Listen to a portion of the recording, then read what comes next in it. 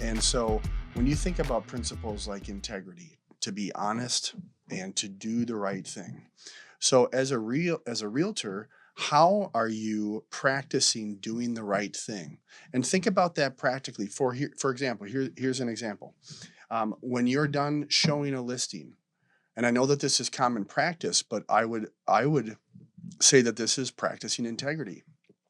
You're going back through that house after the client leaves, Mm-hmm. and you're making sure everything is cleaned up. You're making sure all the lights are turned off. Mm-hmm. All whatever, however that house was when you entered, you're leaving it With respect. with Yep. respect, or better than it was when it was left. And maybe you're writing a handwritten note, right?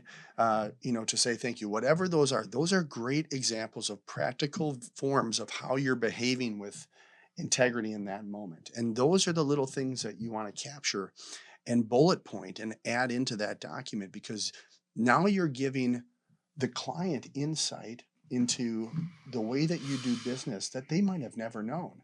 And So many, you've told me this, you've Mhm. taught me this, so many of these home buyers leave and they have no idea how much work you put into what you do and how thoughtful you have to be in what you do.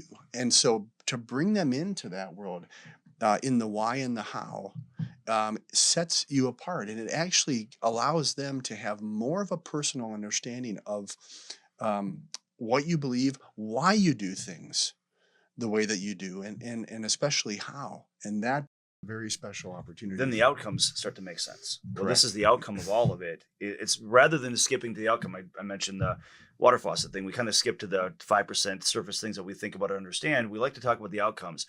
I've got a higher average sale price to the next agent. I sell more houses. I mean, that in itself as an outcome doesn't really speak to people. Right. What speaks to people is the why, the how.